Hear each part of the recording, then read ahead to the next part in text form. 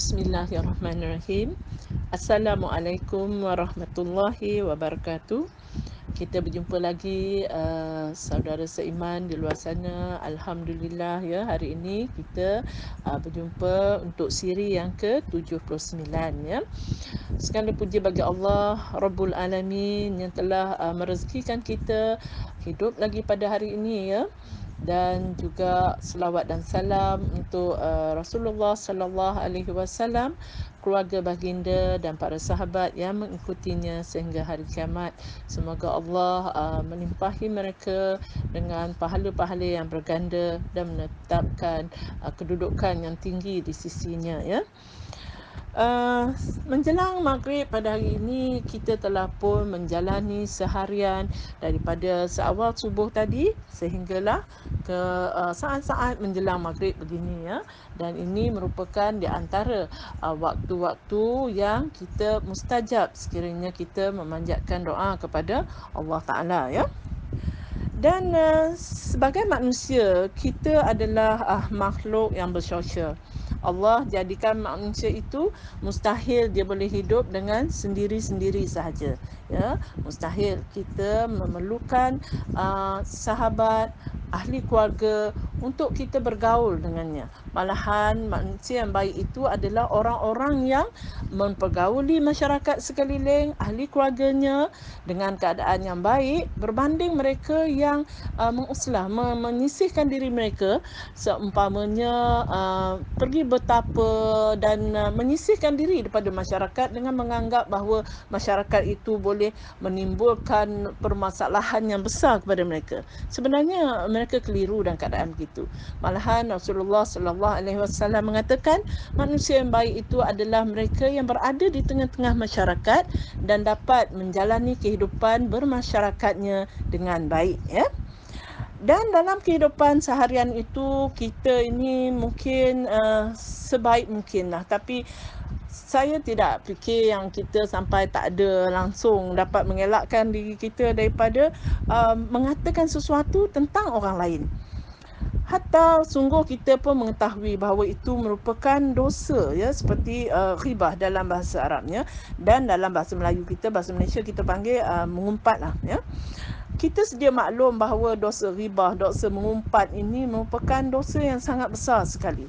Tetapi kadang-kadang itulah dia, kita selalu terkalah oleh nafsu kita ya. Terkalah oleh nafsu, kadang-kadang kita merasakan apa yang kita katakan tentang seseorang itu adalah sewajarnya. Sewajarnya kerana kita merasakan benda yang kita kata itu memang betul-betul ada pada diri seseorang yang kita umpatkan itu sebenarnya ya.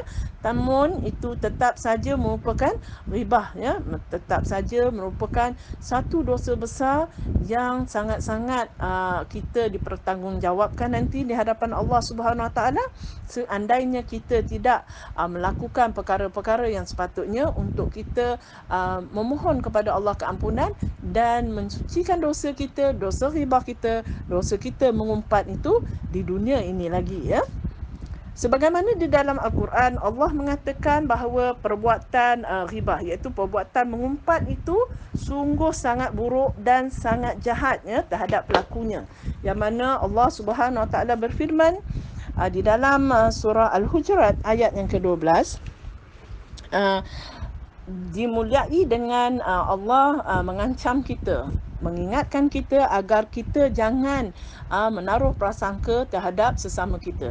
Allah menyeru kita dengan seruan, wahai orang-orang yang beriman. Jadi sekiranya kita menganggap bahawa kita merupakan orang-orang yang beriman, hendaklah kita merespon kepada ayat Allah ini, yang mana Allah melarang kita daripada berprasangka, kerana Allah mengatakan sebahagian besar daripada prasangka itu merupakan dosa.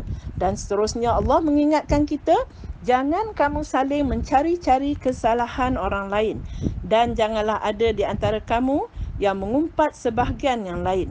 Apakah ada di antara kamu yang suka memakan daging saudaranya yang sudah mati? Ya? Tentu kamu merasa jijik, dan bertakwalah kepada Allah. Sungguh Allah Maha Penerima Taubat, Maha Penyayang. Ya? Jadi, kita ni memanglah kita tak akan suka, malahan kita merasa jijik untuk makan bangkai. Sedangkan kat dunia ni pun ya, kita tengok bangkai je kita dah geli kan, kita dah jijik. So, apatah lagi kalau kita nak makan bangkai tersebut kan? Jadi, janganlah kita mengumpat sesama kita kerana nanti kita diancam dengan memakan bangkai orang yang kita umpat tersebut di akhirat ya. Dan ditambah lagi dengan berbagai-bagai azab. Waliyazubillah ya. Tapi itulah kita ni kenalah betul-betul bermujahadah, melawan hawa nafsu kita yang sentiasa terbuai, sentiasa leka, mengumpat ataupun orang sekarang panggil apa? Membawang kan? Istilah sekarang ni, membawang. Kita seronok dan kita petah sungguh berbicara tentang aib orang lain. Apatah lagi sekiranya memang aib itu diketahui oleh ramai orang dan mungkin dalam sekelompok itu, maka makin rancaklah kita berbicara tentang aib seseorang tersebut ya. Dan berkobar-kobar mencerita. Dalam keadaan kita bercerita tu selalunya akan terjadilah tokok tambah ya, dan itulah mana Allah melarang di awal ayat tu lagi, jangan kita menaruh prasangka, kerana sebahagian besar daripada prasangka itu sendiri merupakan dosa. Jadi apabila kita telah pun terlanjur ya, sekiranya kita telah pun terlanjur mengumpat, membawang seseorang dan kita dah tersedar bahawa mengumpat itu merupakan dosa besar dan kita pun dah menyesal, jadi apa yang kita perlu lakukan? Sekiranya kita memang ingin bertaubat ya, jadi apa yang perlu kita lakukan setelah kita menyesali perbuatan tersebut itu? Apakah kita punya cukup kekuatan atau keberanian untuk bersemuka dengan orang yang kita umpat itu untuk memberitahu sebenarnya bahawa aku ni sebenarnya dah mengumpat kamu, saya ni dah kata begini dan begini ya, untuk kita memohon maaf daripada orang tersebut. Adakah kita mempunyai keberanian tersebut? Keberanian dan kekuatan untuk bersemuka pula dengan orang itu ya. Ini kepada saya seseorang yang sangat berani sebenarnya sekiranya dia mempunyai kekuatan untuk bersemuka itu ya. Jadi kita tahu sebenarnya melakukan mengumpat ghibah ini merupakan satu bentuk kezaliman yang telah kita lakukan terhadap orang lain. Kita bukan saja berdosa dan bukan saja kita perlu bertaubat kepada Allah, tetapi juga kita harus mendapatkan kerelaan daripada orang yang kita umpat itu.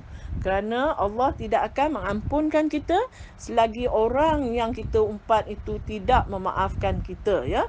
Di sinilah masalahnya apabila kita tahu kita adakah sanggup punya kekuatan untuk berhadapan dengan orang yang telah kita umpat tersebut, kerana masa mengumpat tu memang sedap kan. Kita harus ingat di antara dosa-dosa yang mana Allah berlepas diri daripadanya adalah dosa sesama manusia. Apabila dosa itu melibatkan sesama manusia, maka Allah berlepas diri daripada mengampunkan dosa itu selagi kita tidak mendapat kerelaan ataupun pengampunan daripada orang yang kita melakukan dosa itu ya.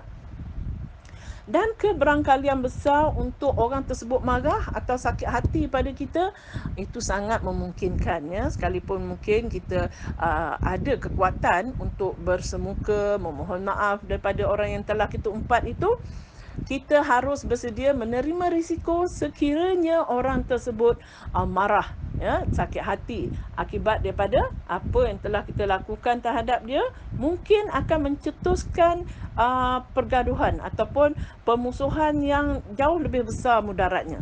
Sedangkan kita tadi asalnya kita untuk melakukan kebaikan, berjumpa dia untuk meminta maaf kan, tetapi kita tidak boleh menjangkakan apakah reaksi orang tersebut.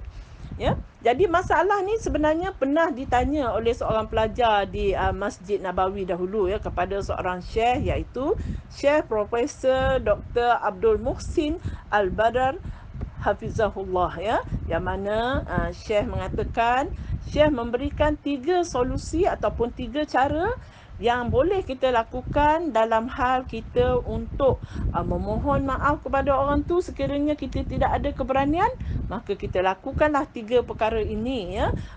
Kalau kita memang dah tak ada keberanian untuk berhadapan dengan orang tersebut, jadi ini adalah di antara tiga cara ataupun solusi yang dikemukakan oleh Syekh tadi, Syekh Profesor Dr. Muhsin, untuk kita amalkan. Semoga insya-Allah dengan ini dapat membantu kita diampunkan oleh Allah dosa-dosa kita mengumpat orang tersebut. Yang pertama, dengan kita memuji orang yang pernah kita umpat itu. Ya, kita memuji dia di hadapan orang ataupun di majlis di mana kita pernah mengibah, mengumpat orang tersebut. Ya. Yang kedua, kita memuji dan kita menyebutkan kebaikan-kebaikan orang tersebut. Jadi di situlah kesempatan untuk kita menyebutkan kebaikan-kebaikan dia dan memuji dia.